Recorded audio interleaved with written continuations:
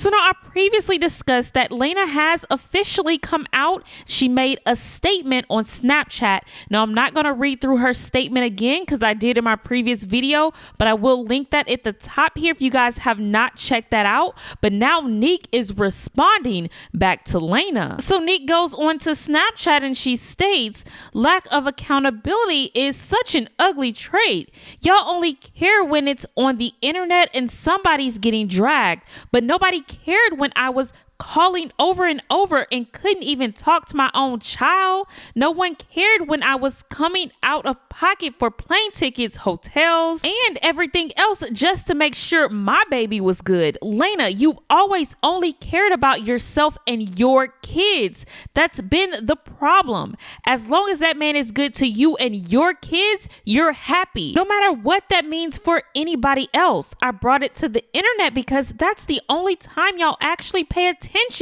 And since I've been forced to cover everything financially, I had to make my money back one way or another.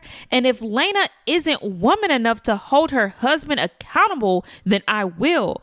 Please don't get it twisted. I don't support bullying or harassment. I'm asking y'all to stop bashing them. And Laina, you might want to log off and stay out your DMs for a while. That's what I had to do with my bank account after making all those transactions just to get to Thailand. Then she finishes it off by stating, let's be done talking about it. Then Laina comes back and responds with, yeah, let's be done because it's clear as day. I said they are both wrong. And because I'm not publicly embarrassing my partner or telling the world what may needs to be fixed on his behalf does not mean I didn't in private. I'm done going the extra mile with her for real. Mother's Day sending Jacinda money so Kaiser can get his mama flowers, us begging for her to get checked if Kaiser still had the flu when it was time for him to come to Disney with us for his sister's birthday. But she didn't want to. Texting her, reassuring her before he got here he would be safe and loved. Just all these years me being the one to reach out to build a bond so our kids can grow up together the best way possible. But you tell yourself these things to make yourself feel better for when you do ish like this. So she did drop those text receipts. She texted Nique when Kaiser landed. They just landed. Just know your baby is safe with me. I hate how the internet ish go and make it seem, but we are so happy to have him here. Ocean been talking about it for so long. Yes, he's gonna have so much fun. This week, he gonna be off balance because of the time difference, but once he catch up, it's gonna be lit. Now, she also posts texts that she sent to Jacinda, asking her if it was okay if she sent her money so Kaiser can get flowers for his mom on Mother's Day. So now, after Nique dropped those voice recordings, people were stating that the way King was talking, it appeared that he still wanted some dealings with Nique, as in he still wanted her. So King has responded to the allegations of him still wanting Nique. How can you folks out there put out there and say that, yeah, I still want her, from me talking calm as a man to a woman, not cursing her out, not flipping out on her, not hanging up in her face? Me too. Like, ladies, some of y'all know if you on the phone with your baby daddy, you can't even get a penny from him. You can't even have a whole conversation because he's going to disrespect you.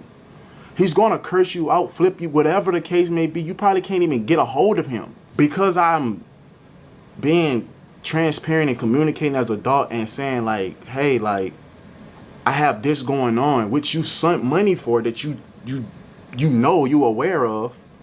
Why not be considerate and have a heart and be like, because in the messages with Laina, I'm praying for y'all and all this. Why not have a heart and be like, I know you probably was busy with 3 kids, which I was.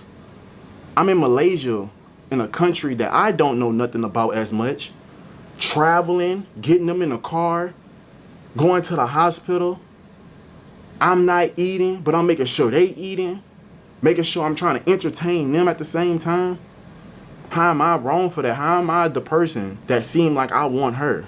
And then I'm not trying to get loud with you because I have my kids with me, and our kid, which is Kaiser, could see and hear the tension on what's going on. So you get on the phone with him or before you get on the phone with him, I'm trying to calm you down before you get on the phone with our kid, and he see the tension or it's awkwardness or it's a situation between mom and dad that he too young to even understand and know about. So now if you guys haven't been keeping up with my videos, about a month or so ago, I posted on this whole situation with Ken running from the lawsuit that De'Ara filed on him. Now, if you guys didn't know or don't remember, De'Ara filed paperwork on Ken at the beginning of the year, suing him for money that he allegedly stole from her, as well as taxes that he owes from the DK4L channel. Well, it's been about 7-8 months and Ken is still dodging that paperwork. Now, see, he did acknowledge it on the internet, but they were never able to serve him. Now, as you guys can see from the paperwork that I'm posting here, they went to 3 different addresses. Now, at one address, a female answered through the ring door and stated that Ken Walker does not live at the address, and she refused to answer any further questions, which people are assuming that may be Ken's girlfriend. Now, at another address, the guy stated that he's been living there since January and didn't know a Ken Walker. Now, that's the apartment that he lived in before he allegedly moved back in with his mom. Now, at the third address, that is allegedly maybe his sister or mom's address, stated the current resident named Letitia informed me that Kenneth Walker is her brother, but he does not live at this address. He moved out a long time ago. So it doesn't seem like they about to catch Ken lacking at any of these addresses. I don't know, De'Ara might have to do some sneaky stuff and find out an event that he's going to be attending and try to get him served there, because it's not working. It's been 8 months and nothing is happening, and it can't happen. Nothing can move forward until Ken acknowledges that he's been served. Now, we know that he knows about this court case because he responded to it on the internet, but the courts have been unable to get in contact with him. So as of now, this is kind of like Ken doesn't even know anything about these documents because they haven't served him yet. Anyways, you guys leave your opinions on this down in the comment section below. Now let's move on to this next topic with Nique and Lexi. So now there's these alleged DMs going around from Lexi, and she's apparently talking real bad about Nique. Now, as you can see, she's responding to a comment that stated, "How can you still talk to CJ after the disrespect he gave you, queen? He was just sleeping with Nique." Lexi then responds with, "CJ wouldn't even sleep in the same bedroom as Nique. She's disgusting. He just used her for views." So now these messages going around prompted Lexi to make a statement. She says, "Happy Monday. I don't need to talk ish about people that don't like me. I literally mind my business, stay in the gym, stay selling houses, stay looking good. I don't care to talk about others. For what? Don't believe everything you see on the internet, people. Sometimes friendships don't work out, and that's okay. That doesn't mean you have to be immature and tear a person down. Yes, you can defend yourself though. Let's get to the bag, everyone. Stay on track."